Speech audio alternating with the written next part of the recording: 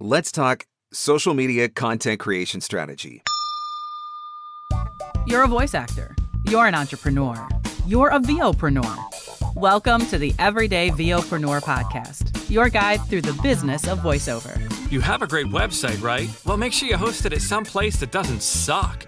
Hey, it's Brad Newman, fellow VO Pro for 28 years and owner of UpperLevelHosting.com. People ask why us, and that's simple. We make it easy, respect your time, save you money, and just make all the magic happen. You don't need to know all the tech stuff when it comes to hosting your website. We got you. Ask around. Tens of thousands of client interactions later, and 6 years of amazing customer service, and not a single negative complaint, ever. UpperLevelHosting.com. The VOPRENEUR podcast. Hey, it doesn't suck. Not as funny as Conan. Not as cute as Seth Meyers. Not as smart as Colbert. But he's one of us, and that counts for something. Here's Mark Scott, the original Everyday VOPRENEUR. Hello and welcome to the Everyday VOpreneur podcast, your guide through the business of voiceover. I'm Mark Scott, the original Everyday VOpreneur, ready to drop some more actionable, practical advice that you can use to grow your voiceover business, this time on the subject of content creation. I have brought in somebody who is crushing it in this space, somebody who has gone viral on multiple platforms because of his ability to create incredible content, and somebody whose content is actually resulting in booked voiceover work. And so you're going to have a lot to learn from this episode, and I know that you are going to enjoy it. Just before we get there, are you enjoying the Everyday VOpreneur podcast? Would you do me one quick favor? Would you consider leaving a 5-star review on Apple Podcasts or wherever you are listening? It will help other people to be able to find the show, listen to the show, and learn from the show. All right, let's talk social media content. Social media can be an insanely powerful tool that comes with free access to massive audiences. And if you play the game right, you're going to get yourself in front of a lot of people who can become potential voiceover leads and buyers. And you don't need to go viral on every post to make that happen. My guest today has figured out social media in a big way. He's got thousands of followers on LinkedIn, over 100,000 followers on TikTok. He's a classically trained British actor and voice artist whose clients include Warner Brothers, BMW, and Microsoft. Welcome to the show, Christopher Tester. Thank you so much for having me, Mark. A pleasure to be here.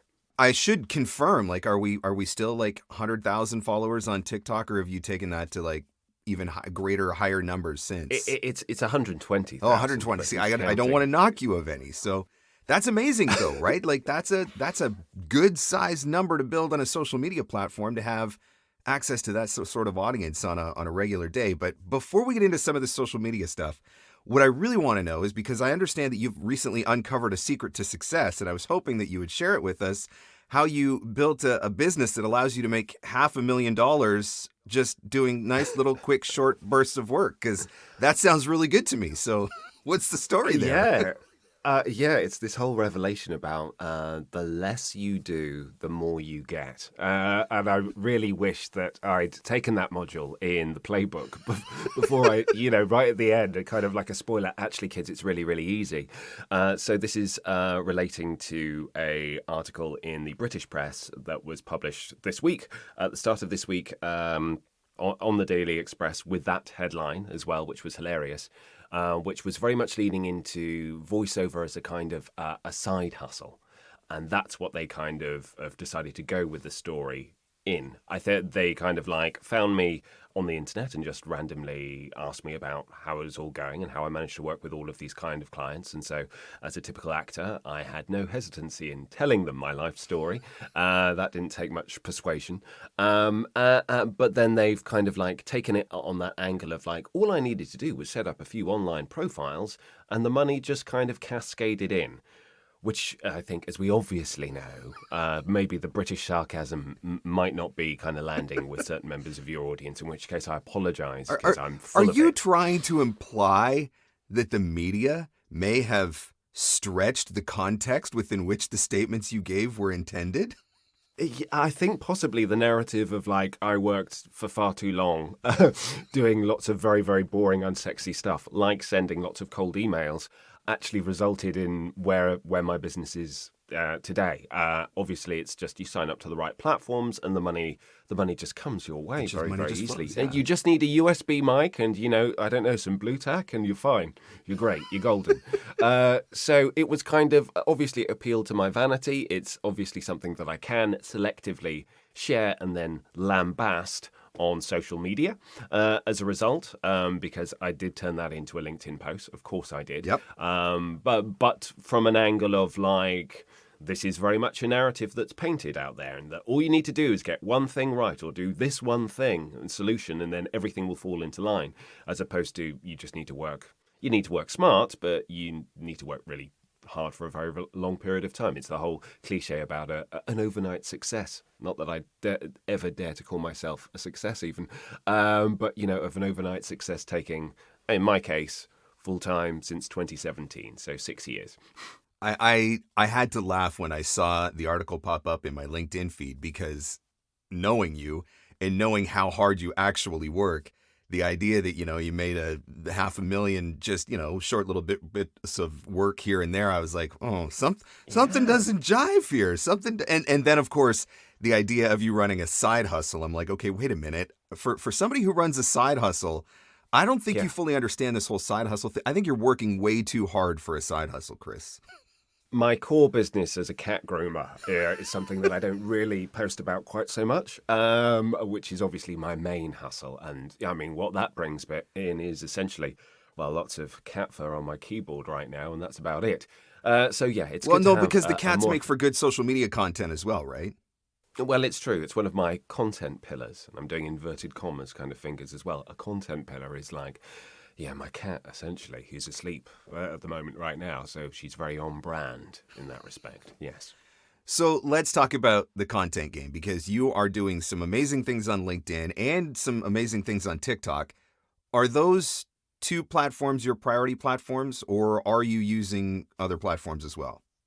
I am active, quote unquote, on other platforms, but I think I'll be very open in saying that, if you look on all of my different social media platforms, you will see my journey. So I, started out on Twitter, I think, to begin with, and then kind of gravitated to Instagram for a long period of time. And I tried everything on those platforms, in all honesty, from kind of like directly reaching out to people, creating lists of people so that I could engage and all of that kind of thing. But in all honesty, there wasn't a lot of traction for a whole variety of different reasons. And certainly on Instagram, which is still a popular social media platform, albeit one that seems to be having a bit of an identity crisis. It's kind of, for whatever reason, it wasn't resulting in very much. It was resulting in some things, and I would say it's always valid and important. But on Instagram, for example, I'm very aware that my audience, the people who follow me, are other voiceover actors. Yep. And because my content isn't really going beyond them for whatever reason, it's not reaching a much wider audience, it's only them that kind of see it. A lot of the content that I created for voiceover actors was very, very popular. But when I shifted it to other kind of stuff, it's kind of diminished. And so therefore, in terms of the algorithm, it's not really going anywhere or doing anything. Now, what that means is that it's resulted in quite a lot of referrals, I think, because people go onto Instagram and they do see me as other voiceover actors. And so therefore, I become a slightly all-pervading presence to them, so much to the fact that they're probably quite sick of me and my time lapses of recording and what have you and all of that kind of thing. But in terms of getting, inbound opportunities in terms of reaching new audiences and that kind of thing, hardly I can count on one hand in 5 years on the platform, kind of working consistently there, the number of clients that that dropped into my DMs, slid into the DMs like some kind of slimy snail with an invoice, and actually said, hey, we've got this amazing explainer video that we want you to be the voice of. So whereas LinkedIn and TikTok, although my followings are very different in terms of sizes, obviously, those inbound opportunities seem to be much more regular and consistent. And I feel as if I've got a system now that I can kind of crank, a bit like you can systematically go through email marketing campaigns. It's something that I feel as if there's not any kind of smoke and mirrors, or there's less smoke and mirrors. I don't need to sacrifice something to beholden the algorithm so much. Right. And those opportunities are coming my way as a result. Was it strictly that the results that you were seeing, is that what caused you to settle on LinkedIn and TikTok, or is it the type of content opportunities that it created for you, the audiences that you could potentially reach? What made you choose those two platforms over everything else then? The big question is, where are your audience, your target audience, hanging out, but caveat or asterisk or whatever, with a mindset to buy? Yeah.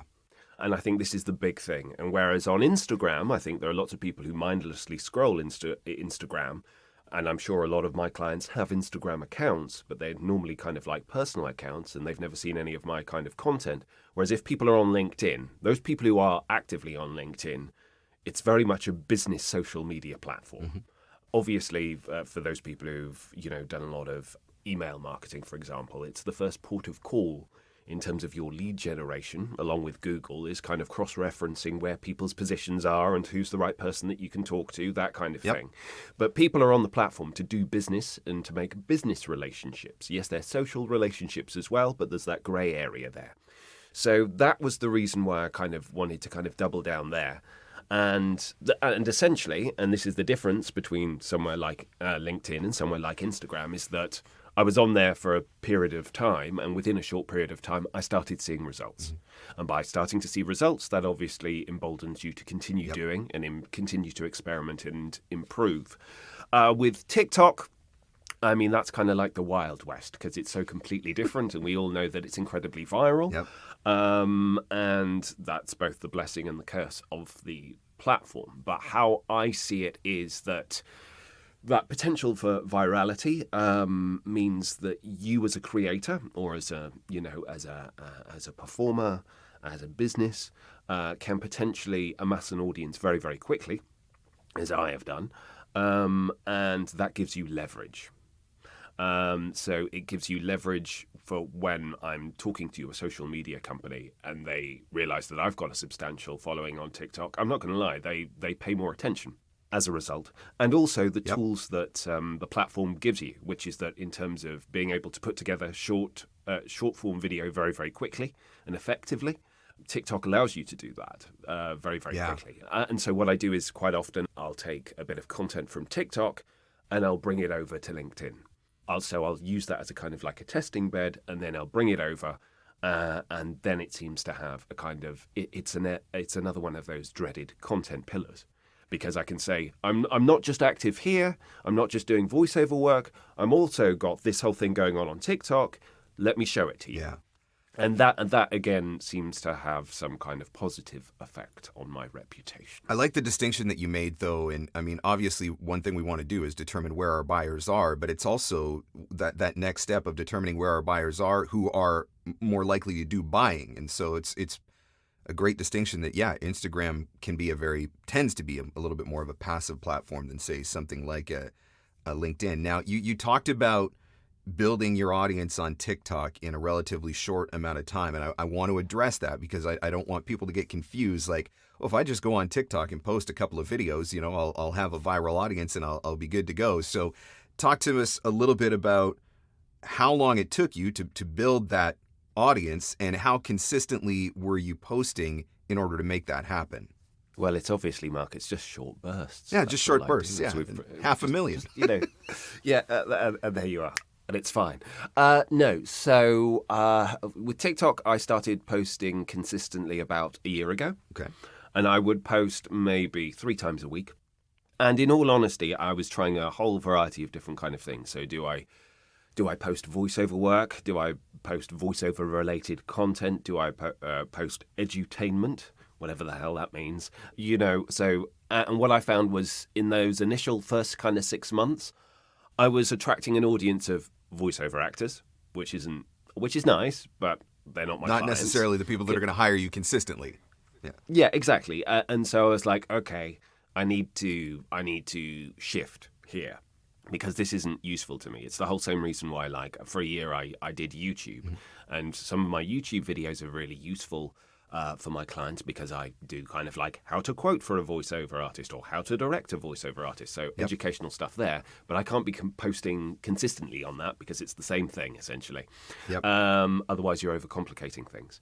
So then I decided to use TikTok as a tool for my own accountability essentially, which was, and this is the very actorly Chris coming to the fore, which is like, for me, my classical training background is that I should be working with different texts and more demanding texts and emotionally preparing and physically warming up every day. I don't do that. I just sit down and I try and make my business work in any way I possibly can.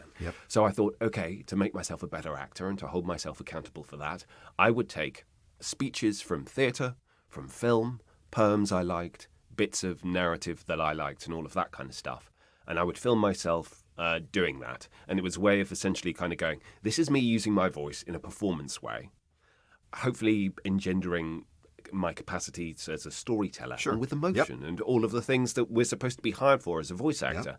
But I'm not taking it through the prism of, I'm a voiceover artist and let me show you how I do this commercial thing or whatever. And there are people that are very successful with that and doing that on TikTok. So I did that. And within 2 or 3 months, I started to get a lot of views on certain videos. And that's partly because I was branching out and doing things like anime speeches. So recontextualizing anime speeches and trying to do them in a different way, putting my own stamp on it. Or Warhammer, for example, as well, is another kind of like a big thing. And because those audiences already exist on the platform, not necessarily a voiceover client audience, but, there are big communities there. That's where I started to get the odd one go viral. So whereas for the first 6 months I was on TikTok, maybe I get a few hundred views or a couple of thousand views and be like, woohoo, this is amazing. And then I got one that was 1.5 million and I was like, oh, okay, that's different. And so when something works, you do more of it.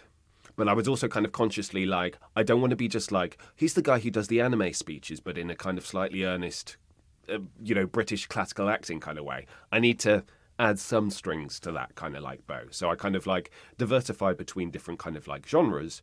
And I found that, I leaned into the anime audience, to the gaming audience, doing speeches from games, to the kind of poetry talk type of thing as well. And in terms of results, in terms of what that actually gives me on the platform, in terms of business opportunities, is that kind of more independent creators and people that I wouldn't even know existed out there. Right. People that I would never kind of go to a VA and say, you need to search for this type of person, because I don't know what that type of person calls themselves. Independent creators, all of that kind of thing. Right. They've started to contact me and go, hey, we've got this kind of indie project or whatever. We'd love to have you involved. Can we have a discussion? And so that's the kind of real kind of like leverage in terms of that journey on TikTok. Social media can feel like a really intimidating, daunting, overwhelming, and challenging space. But on the flip side of that, it is a free platform that reaches a global audience. And so if you have a valuable voiceover service that you want to offer, building a presence for yourself on social media is a really smart marketing play. And if you're just not quite sure how to do it, that is something that I can help you with the VoiceOver Marketing Playbook. Social media is a big part of Playbook. And in fact, all of the social media modules are being updated for 2023 with Playbook 3.0. Playbook 3.0 is your easy-to-follow, step-by-step marketing course that is going to teach you how to find your own leads, build your own client base, and become the consistently working voice actor that you want to be. And it is going to be available April 11th through the 20th, 2023. I have gone through and redone the entire course from top to bottom in order to provide you with the most up-to-date information, and that is what Playbook 3.0 is. So again, it's going to be available April 11th through the 20th, and you'll be able to get all the details at voiceovermarketingplaybook.com. That's voiceovermarketingplaybook.com. Now, back to our show. 3 days a week consistently for a year, so I want people to pay attention to that, but also being willing to experiment a little bit with the content, with trying stuff in the beginning, not liking it, trying something new, recognizing that, hey, You don't have to go viral out of the gate. Every video out of the gate doesn't need to be the perfect video. It's okay to experiment and find your voice. Now, you've talked a little bit already about, your pillars of content. So obviously this reading the monologue, whether it's, Shakespeare or anime or whatever, that has become one of your pillars. I have to tell you, when I saw your most recent pillar on LinkedIn, I was like, gosh darn it, why didn't I think of that? So talk about influencers voiced over, because that is a brilliant freaking pillar that we should all be jealous of that we didn't think of it first. Well, I mean, I'd say everybody's welcome to go for it. I mean, much as I'm probably, sabotaging myself by encouraging people to do that, but I also have to be completely honest in terms of this all comes from the basis of there's nothing that we're doing is completely original. So I've been aware of, I looked at creators on a whole variety of different kind of like platforms and basically copied what they did at various different times and tried things on for size. And you've got, creators like Tawny Plattis, for example, who posts a lot of stuff on TikTok and on Instagram, where she also has a big following, which was about the corporate verse. This is all as kind of like inspiration. What I did with this kind of like LinkedIn influencer stuff, which is literally taking a LinkedIn post from an influencer, quote unquote, a LinkedIn influencer, and then literally I'm just doing a voiceover job on it. But generally, the more interesting it is if you send it up in some way. So so that it's not me attempting to do a good, like proper traditional job on it, but kind of varying the kind of style on it. And I think that's partly because people on social media who use particular platforms like to talk about those platforms a lot. Yep. So it keys in to that as well. And I think the algorithm also, you're talking about LinkedIn. Oh, we like you. Oh, this yes. is great. Yes. This keeps the conversation and the engagement going. So we're going to help boost you even more. But it's also to do with that thing about trying to create a bit of a community, dare I say it, in terms of half of the battle with certainly LinkedIn. And I think with all of these social media to a degree is that it's not just about pumping out the content, it's about the engagement and the conversations afterwards that you do. So it was kind of like a two-way thing in terms of like people, you create that kind of comment-worthy water cooler type of content that people want to discuss about. And this is hilarious. And the nice thing about it is that people then suggest, you should do that person. You should do that person. You should do that person. And so what now is happening is that a lot of people are being suggested, and they're kind of mid-level creators, if that makes any sense. Sure. They're people who, if I post about them, will likely respond. Yep. Because they'll see the notifications. They've not got some small child in a corner doing all of that for them. They're actually, so they'll take it a bit more kind of like personally, hopefully, well. But off the back of that, it means that you then kind of piggyback off their audience. Yep. So if they've got 20 or 30 or 40,000 followers and then they repost it, then they will see what you're doing and they see that you're using your voice and you're kind of riffing off the fact that you're a kind of a voice actor as a result.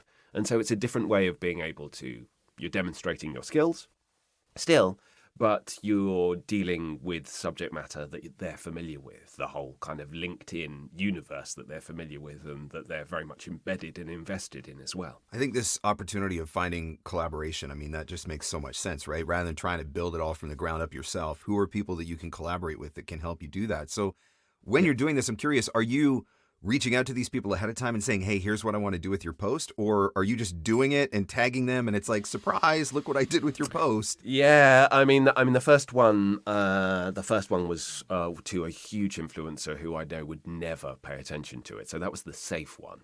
And that was also pretty much straight down the line. It was just kind of like, just saying these words out loud, I think is amusing. Because I think there's a reputation of kind of, a LinkedIn influencer, people on LinkedIn. We all talk about our inspiring journeys and all of that kind of thing. It's very easy to take the piss out of. And so I'm not going to add anything to this because I don't think anything needs to be added to it for you to go, oh, my word, a bit. But then, now I'm being a bit more kind of tactical. But only if I wanted to go bold on something. But I thought I could this could end in a kind of car crash if this is taken wrong, then I would. Yep. Then I would kind of reach out to someone and go, by the way, there's this piece of content that I want to potentially kind of like post. How do you feel about it? If you're like, no way in hell, then it won't go out there. But because I don't want to think, I don't want to say that you need to doing lots of risk taking in order to be good at the content game. That's definitely not what I'm saying. But what I am saying is that as part of the content game, how do you stand out? You've got to find a way to do that. You've got to find a way for people to stop the scroll. And I can only speak about my own experience, and I apologize if people kind of like take offense from it, but I was just very aware, certainly from a voiceover perspective, and I know that I've done it myself. It's kind of like when I see other voice actors generally post on most platforms, it's like, here's something I've just done. Yeah. Here's a portfolio share. And it's like, that's fine. That's valid. As a content pillar, that has its place. You need to remind people of what you do. And, maybe who you do it with in terms of if you're an external studio or if you do have a studio cat or dog or whatever other pet you might have, that's great. That adds kind of personality. But you got to look at opportunities to kind of like stand out in some kind of way. And I thought this was my way of being able to kind of like double down on that and create a bit of a niche for myself as a result. So, I mean, for me on the outside looking in, it appears like it's gone very well and the response has been really positive up to this point. Have you had any creators who have called you out for it, or has everybody kind of got on board and like, oh my gosh, this is cool, look what this guy did with my stuff? At the moment, it's all been positive, so you can kind of timestamp this, and then when I'm cancelled next week, you'll be like, well, I think we've all learned a lesson there about Chris. One small burst too many. But no, I mean, it's...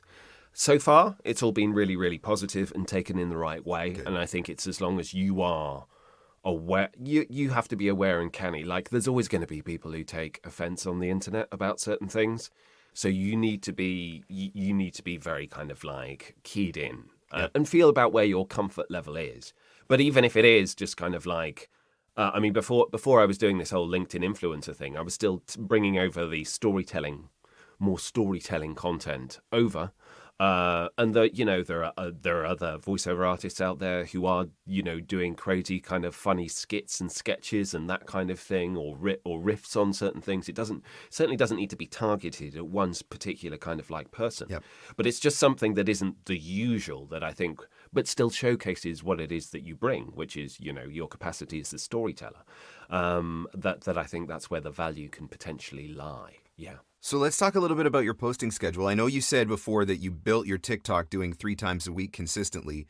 What does it look like now? Is it still 3 times a week on TikTok? And how much are you posting on LinkedIn? And how's that look over a work week? Or, do you post on weekends, all that sort of stuff? Yeah, no, definitely. So this has been a lot of A and B testing, as the cool kids would say in marketing. It's now 5 a day. On both not 5 a day. That would be hilarious. Sorry, 5 a week. On both. Okay. 5 a day. Yeah, 5 a day. Yeah. You got way more ideas than I do, man. It's absolutely fine. Yeah, it's okay. And I'm still shell shocked by it. No, so it's 5 a week at the moment now. But you don't need to. You don't need to. But I'm at a stage now where I can. And now I'm getting to a point where I think my audience kind of expects. Yep. But I would also add is that I'm not working alone, and I'm not just talking about Honey, my studio cat either. So about 9 months ago, I hired a social media manager, and they were a lot about testing things, about having someone as a sounding board who doesn't come from a voiceover artist background, but comes from very much a kind of a social media, marketing, video production kind of background. So has a slightly more of an outside perspective in. So someone who I could use to kind of like bounce ideas off before I actually tried things. And what they also do is they essentially ghostwrite a couple of bits of content for me. And then what they do is they send that through to me. I will make adjustments. I will make personalizations and all of that kind of thing. But it stops a lot of the heavy lifting. This is just for LinkedIn. And between 2 and 3 bits of my 5 bits of content on LinkedIn in one given week are not written by me. They go through me and Yeah, it's just Chat GPT essentially.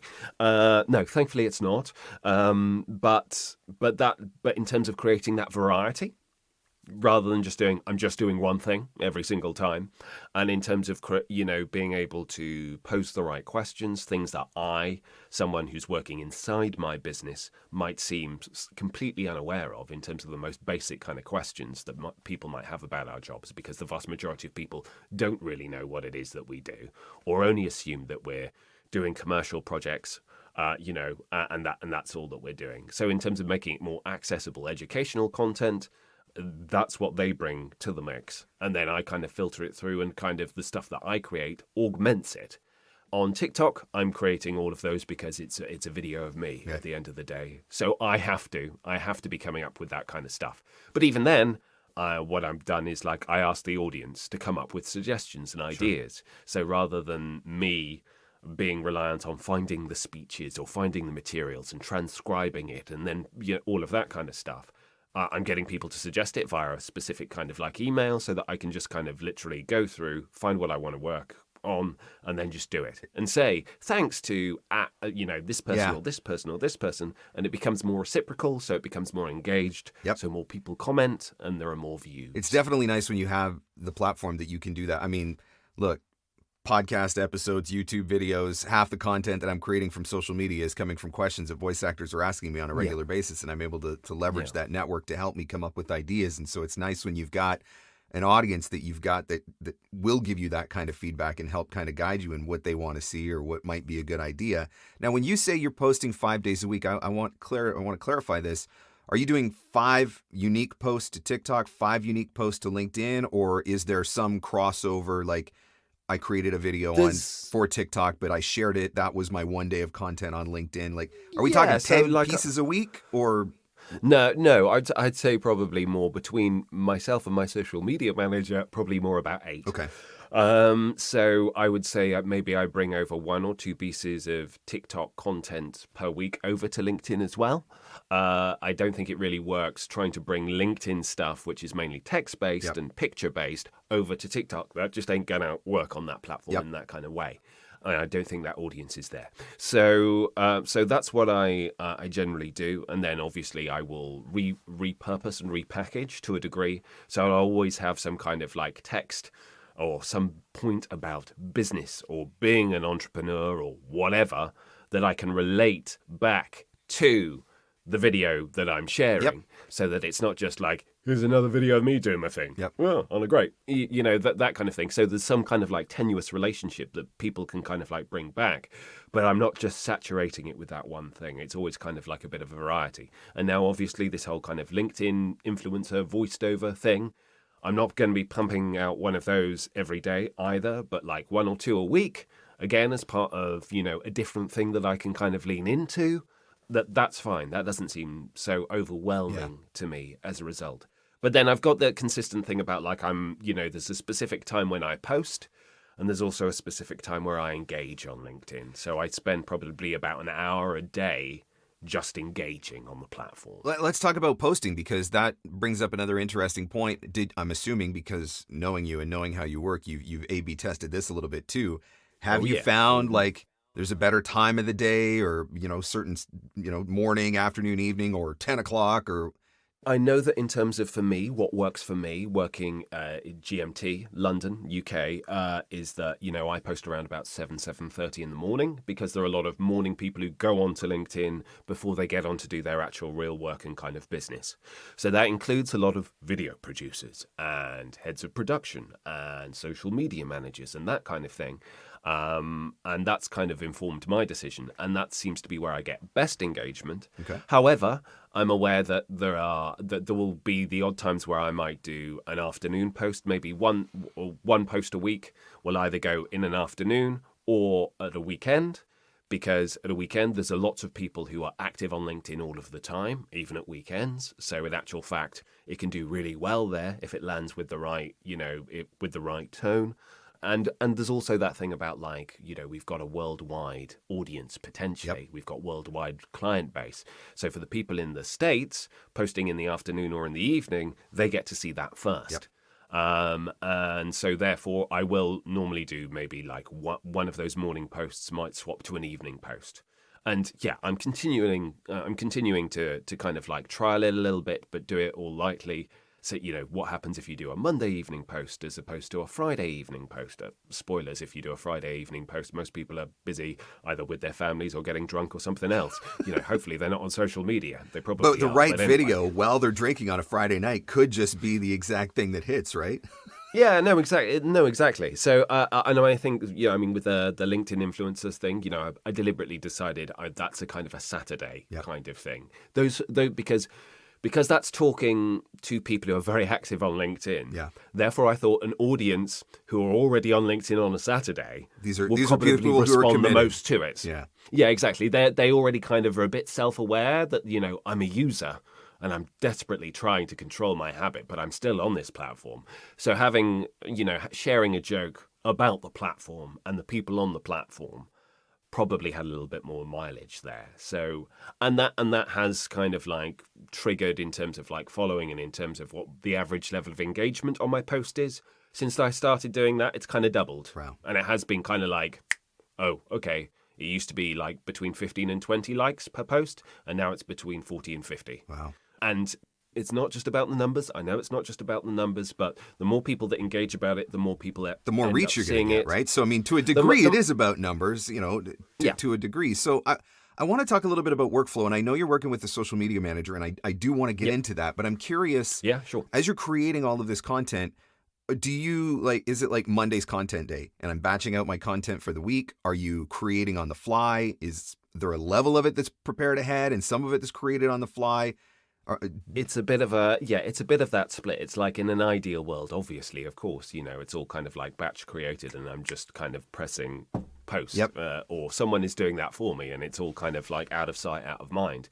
Because if you are on the hop, but then you do get that last minute job that's booked, you've got to go with the last minute job that's booked. Yep. And then you get worried about like, oh, but what about my brilliant posting schedule? Yep. Oh, it's gone now and I'm screwed and it's all meaningless and over and I've screwed it.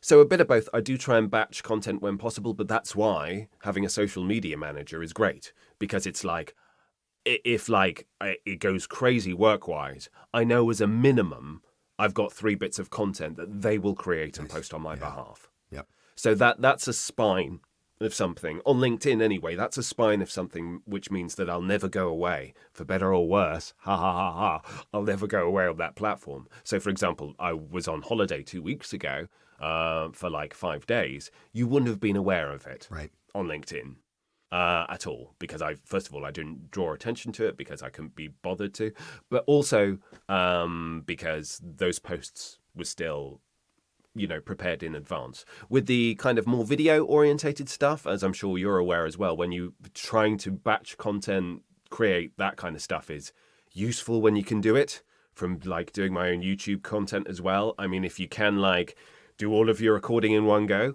and then all of your editing in one go, rather than hopping between the two, it's going to be a lot quicker, definitely. And again, having an audience that kind of suggests lots of speeches to me is really useful, because then it means that I can do 3 or 4 or 5 in one go, rather than like do it once a day or whatever. So that's kind of like the balancing act there. But yeah, I would love to say I'm super organized, but I'm not. So sometimes I might, I'll come across something and I'll go, I need to make that now. But it's really important to make that now. It's important for people to hear this, right? Because I think that's one of the misconceptions is if I'm going to be a content creator, I'm going to post consistently or whatever. Oh, I don't have time to batch out content, or I don't have time to plan in advance. And here's a guy with 100,000 followers on TikTok saying, hey, sometimes I'm flying by the seat of my pants. And that's okay. And it gets the job done. Now, are you are you posting everything live every day, or are you using a scheduling tool like a Post Planner or Hootsuite or something like that, and loading stuff up and pushing it out? No, I'm not using a scheduling tool, but my social media manager does. Okay. So and also on LinkedIn now, what you can do is you can natively schedule within the app. Yep. So you can nice. like go that's to post nice and then it. And that is, whereas there are always arguments about whether or not using a scheduling app dinks you in some way. And on certain platforms, I think it definitely does. Yep. With LinkedIn using the native scheduler, which is a bit archaic, but you can use it.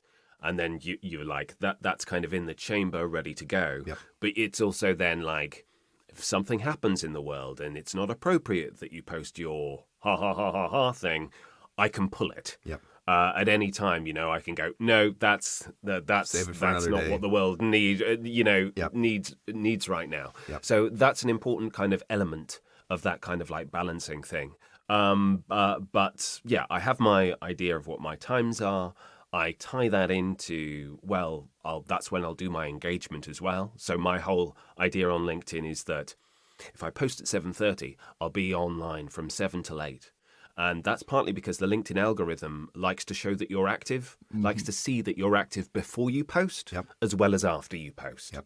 It kind of, so if you're commenting and posting on other people's content and then halfway through, and that's my post going up, and I'm still commenting and posting on other people's content, but now people are starting to engage with mine as well, then it gains a bit more kind of momentum. Yep. And you get reciprocal relationships. You continue to engage with my content, then I'm going to make more of an effort to engage in yours. Yeah. And I think Ju- that's a it's really like- it's big, like- important part of it too, right? Is it's not just being somebody who's sharing, but being somebody who's consistently engaging. So let's talk about working with a social media manager, because I think this is something Yep. that may appeal to some people, might intimidate them as well. First and foremost, everybody's going to be like, I can't afford to hire a social media manager. What are we talking? 5, 10, 20 hours a week? How many hours a week are you? They don't do that much for me. But Full-time I mean, employee with benefits and Yeah. pension and Yeah, exactly. No, it's fine. They've got more in the pension than I do. No, so I mean, I don't know exactly how many hours my social media manager does. Maybe I should check. But our contract is essentially it's £125 per week. Okay. So that's what I'm paying Yep. for 3 posts. But also, what I also do is like they're doing connection requests for me. Okay. They're also like taking my best acting post on LinkedIn for a week, and they're putting it on my blog to help my SEO on my website, which is the other kind of rule that I think about this thing, which is like when I went into I want to take content creation seriously, I thought if this all goes completely tits up and it was all such a terrible waste of time, I need to find a way of making sure that it's not. Yeah. So I was like, as a bare minimum, if no one engages and I get no kind of like job opportunities from all this content creation, let it serve my SEO and let me be practicing as an actor. Yep. And that's what it's come from. Yep. So it's kind of finding all of those kind of opportunities to go, can this serve another purpose beyond maybe getting me some in line, making me top of mind. So like all of my content stuff ends up being material for my follow-up emails, for my cold email campaigns as well. It is a whole kind of thing. But yeah, in terms of it's £125 per month, per week for my social media manager. And it's usually between 2 and 3 pieces of content per week. And I usually get that a week in advance so I can vet it. And then on top of that, they also do connection requests on my behalf. So I give them a template and say, this is what I would like you to personalize. Yep. And I think you can ask for about 100 connection requests organically per week. So I ask for that. So 20 per day. And, I've got my lead list kind of like, these are the people that I would like to connect with. I want to be building my network on LinkedIn intentionally. Whereas on TikTok, it's like whoever follows me. Yep. It's TikTok's not a reciprocal platform in the same way. It's not like, if we keep engaging on each other's kind of content and all of this kind of stuff, there'll be a gradual groundswell. With TikTok, it's obviously every post could go viral, or you could get 0 views. That's the kind of the risk reward that the platform currently kind of thrives on. Yep. So it's much more on whether or not at that given time that piece of content suddenly has wings or not. So I don't really use a social media manager for that. But my social media manager also repurposes a lot of my content that's for LinkedIn onto Instagram, so that I'm still active there. Okay. So if there are people that only use Instagram, don't on LinkedIn, on TikTok, I'm still present. Yep. In some way, shape, or form. I'm still posting the occasional video. I'm still posting the occasional picture with a blog underneath it. So they allow me to still be active in some form on the main social media platforms that I've kind of like identified as being important to me. Let's talk a little bit about workflow. Are we talking like, we have a Monday morning planning strategy meeting for brainstorming ideas and plotting out what stuff looks like, or vetting content that's already been created? Like, what is the workflow? Yeah, all of the notepads, everything, all of the time. So I do my whole thing of like, I've got the app that I use is Notion, or there's Evernote, or there's whatever, and I, as and when these ideas kind of like pop into my mind, I'll obviously write them down. Mm-hmm. And so I'm very much of I think it's the David Allen book, Getting Things Done. If people haven't read it, then they should read it, in terms of just trying to unpack the craziness of a freelance lifestyle. So his first thing is about kind of like collecting all of the different random and pieces or ideas or half ideas that you have, putting them in one kind of place, and then you review them. And then you prioritize them. Yep. So as soon as I've got all of those random ideas in, then I go like, what's the important thing? What's that one big thing that I need to get done? And then, make a kind of sequential list. And then I'll go, in terms of content creation, that's an exciting thing. That to create that seems like an exciting or a pertinent thing, and making sure that there's variety in that. You don't want to be, for example, like one of the content pillars, again, that I'd say is like hero content. What do I mean by hero content? It's either this is this cool job that I've done, yep. Aren't I a hero implicitly, or it's my battle against adversity, like yep. Thing about like a voiceover agent wouldn't touch me for 8 years. Look at me now, yep. Ha ha ha ha ha, or whatever. Yep. Those kind of things about like, oh yeah, Chris had a bad time, but he managed to see it through, and look at him now. Yep. In which case that's a very particular type of content. Don't do that back to back. Because then that looks like bragging. Yep. It looks like, oh my God, every day Chris is picking himself up and he's just showing them all. People get tired of that narrative. Starts to create a victim narrative too, right? Like, yeah, exactly. It's kind of like, oh yeah, despite all of your adversity, Chris, tell me more about it, you white middle class male. It's just like, the world's smallest violin. Tell me how tough it was for you. So you've got to keep that in check. But people like to hear it, yep. Because that's aspirational. It can be inspiring. Yeah, absolutely. Yeah, exactly. Or at least people go like, how the hell did he manage to do it? Because I'm better than him, so there's got to be a way. Surely life isn't that unfair. So there is that, but then you mix that in with more kind of like, if it's something to do with mental health, if it's something to do with your wider network, if it's something to do with like, here's a case study, because I think this is just because one thing works, obviously you've got to lean into that. But at the same time, at the end of the day, you need people to be aware of what you do and how you can benefit them in some way, shape or form. So dropping in the whole like the case study of, by the way, this is how you work with me, or this is how I turned a PowerPoint presentation into an explainer video for one client, or this is how I would be able to do your voice, your phone system or whatever. All of those different things. Or if you want to talk about AI, let's talk about AI. Yep. I mean, valid from a voiceover perspective, but even more valid if you package it in such a way where you're talking to video producers who are also seeing themselves that they're going to be replaced by AI. Yep. That's a very interesting conversation to have, rather than keeping it purely, in a wider conversation about like, is there any original content anymore? And, aren't we all, products of what we've imbibed? How is that different to a computer kind of mining the internet for lots of stuff? It's very different. But anyway, those are that's a very different kind of content thing to go off on. And it's not like any of this needs to be particularly substantial or profound. It's just finding riffs on which to kind of go on that might interest you. Yep. That's all. From a social media manager standpoint, you said that they're helping you by creating some content. They do some scheduling for you. Do they have access to your accounts? Did you have to hand over the passwords? Not the passwords. I mean, things like LastPass, are marketable for a reason, although there are always issues with them as well. But I mean, there's a certain aspect of like, if you're going to see what's in my work inbox, yep, providing it works, or whatever. So you need to have that level of trust, as with any element of outsourcing of your business. I'm currently in the process as well of outsourcing a lot of my email marketing, because a lot of this content creation means that I don't have enough time to reach out to the number of people that I built my business on consistently.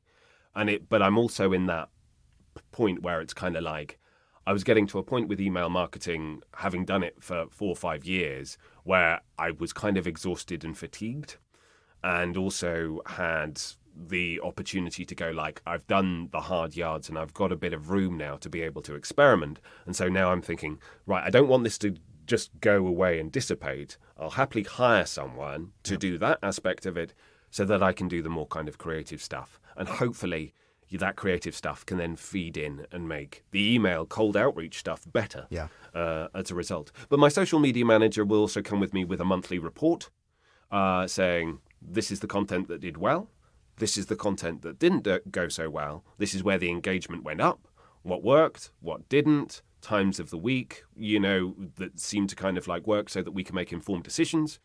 And because I've been kind of posting relatively consistently for about 9 months, almost 12 months now, actually, to be honest, on LinkedIn, I can go back and I can start repurposing content. You can use apps like Shield or whatever, and you can literally sort all of your posts for the last year by their engagement levels. Yep. So maybe there's a post back in March of 2022, which I could very easily repurpose, which most people won't have seen. Because I'll be honest, the vast majority of the content goes one ear and out the other. Even if you enjoy it, you laugh at it, or you cry at it, or whatever, for about 24 hours max. And then it's like, what was that? I don't know. I can't remember. Well, and some of the themes and some of the pillars that you talk about, they're evergreen anyway, right? And so it's like, you're never going to go wrong by revisiting a motivational story or an inspirational story, or a really valuable piece of information or whatever. Bringing that back 6 months down the road, it's not like it's not useful anymore, right? So yeah, exactly. It's still just as resonant. You can give it a different caption, or you can give it a different headline, or whatever. But no one is going to go like, oh my God, you posted this 6 months ago. What the hell are you doing? I mean, that's absolutely valid.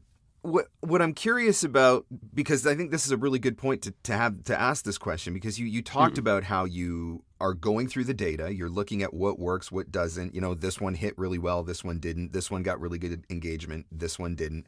I think one of the things that holds a lot of voice actors back from content creation is this fear of, if it's not the perfect piece of content, right? I got to have the video's got to be absolutely perfect, and the lighting's got to be perfect, and the editing's got to be perfect, and the background's, and blah, blah, blah, on and on, right? Yeah. My guess is, on your journey, you've posted some stuff that just fell flat, that just didn't hit. And as near as I could tell, nothing tragic has happened to you. You still seem to be doing just fine. So let's talk about that a little bit, because I think there is a fear of, if it's not perfect, like bad things are going to happen. And I just don't think that's the case. I mean, in all honesty, nobody cares. Yeah. Nobody cares. So I mean, that's what kind of like took the pressure off me to a degree. In the end, was just like, no, if it falls flat, or even if it's really successful, it's so short-lived that and you do have to have an element of some form of consistency. Someone can have a post that goes really big, and maybe you get something from it, and maybe you don't, that kind of thing. But if you're not following that up with other stuff, eventually you'll fall off the map. And what's the whole point of this at the end of the day is to be top of mind. Yep.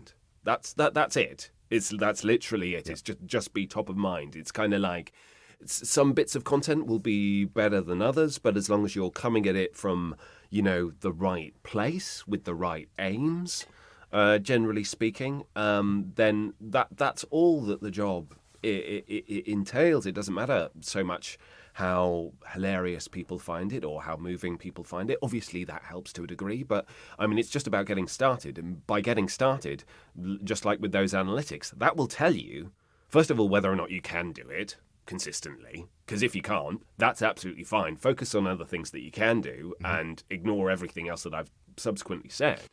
But if you can do it and you start to find like, oh no, it's this thing that seems to really kind of like land with someone. Okay, great. Then you can refine it and make it better, like our demos, like our websites, like our cold emails. It's kind of like none of our first cold emails are ever the perfect cold email. No, I sent some stinkers for sure. Yeah, exactly. Someone responded to one from like 7 years ago and I was like, oh my God, like, bloody hell. Well done for responding. Well done for not also using swear words in that response. But you only know by the practice of actually doing it. And that's what I find. And the fact that, if you do have a post that quote unquote tanks, no one's going to remember about it. No one's going to really care except you and your vanity. Yep. And that's a kind of like a real thing. So there you go. Move on. Well, Chris, this has been absolutely amazing. I think that you've dropped some seriously golden nuggets in here for people who are trying to do this, because there is value in content creation. There is value in keeping yourself top of mind so that when somebody needs a voice actor, your name is the one they're thinking of because you're the one that's in their face consistently. There is value in doing all of this consistently as well. So thank you for all of the amazing tips that you've shared. Now, if somebody wants to connect with you, maybe see some of these monologues on TikTok or, see the voiceover or the influencers voiced over, whatever, how do we find you online? Yeah, sure. So on LinkedIn, I'm just Christopher Tester. And then my username for almost all social media is Chris Naturally RP. So that's my kind of like tagline, and that's for TikTok, for LinkedIn, for Instagram, all of the good stuff. Right on. All right, man. We'll include that in the show notes so that everybody can find and follow if they want. Now, thank you. One final question.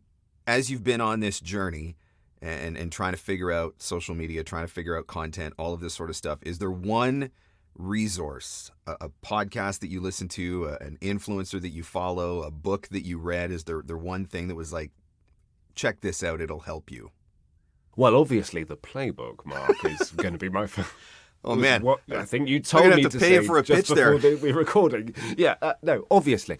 But my biggest thing, I think, with content creation in mind, is literally looking at the other creators out there and the ones that excite you, and seeing like those ones that maybe you're like, I think I could do that.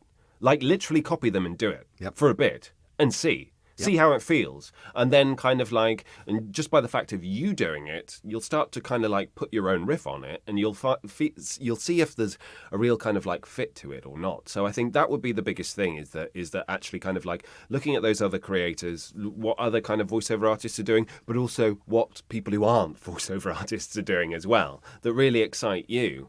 And I think looking at them and seeing how they kind of like experiment over time, that's probably the most interesting thing to keep a track of. Don't overthink it, just do the thing. Yeah. Basically. All right, man, this is awesome. Thank you so much for your time. I'm so grateful for all the wisdom that you shared. Thank you. Thank you, Mark. There were so many nuggets of wisdom, so many truth bombs, if you will, that were dropped in that interview. But a couple of the key takeaways for me, exactly how he ended it. Don't overthink it and just do the thing. Not every piece of content that you create is going to go viral. Not every piece of content that you create is going to generate engagement, but every piece of content that you create brings you closer to the piece that will. Every piece becomes practice. It's getting in your reps, just like going into the studio and submitting auditions every single day. You don't book every audition, but you don't stop auditioning just because you're not booking. Well, not every piece of social media content is going to be your best piece of social media content, but you don't just stop posting content because of that. So continuing to do the thing, I think, is really important. Paying attention to where your buyers are and where your buyers are who are making buying decisions. And then, of course, consistency. Consistency is the key to all of this. If you are going to crush it in the social media space, you are going to have to be consistent, and not consistent for a short period of time, but consistent over a long period of time. I really do hope you enjoyed this interview and that you took away some golden nuggets from it. If you did, why don't you share one of the things that you learned in your Instagram stories, and then tag me and tag Christopher at Mark Scott, and tag Chris at Chris Naturally RP, and I'll put those in the show notes so you can easily find them as well. Thanks so much for listening, and I'll catch you on the next one. The Everyday VOpreneur Podcast. Available everywhere fine podcasts are given away for free. Mostly, we think. Having your voiceover demos easily playable and downloadable on your website is essential. The VoiceSam Player lets you do that across any device and browser. There are also options for adding play buttons in your email signature, tracking your listens, and even putting videos in your demo player. Sign up now at voicezam.com/MarkScott and receive an instant $25 credit. For full details and to claim this offer, visit voicezam.com/MarkScott. And scene. And that's a wrap. Thanks for hanging in. Thanks for hanging out. Want more VOpreneur goodness? Jump online at VOpreneur.com.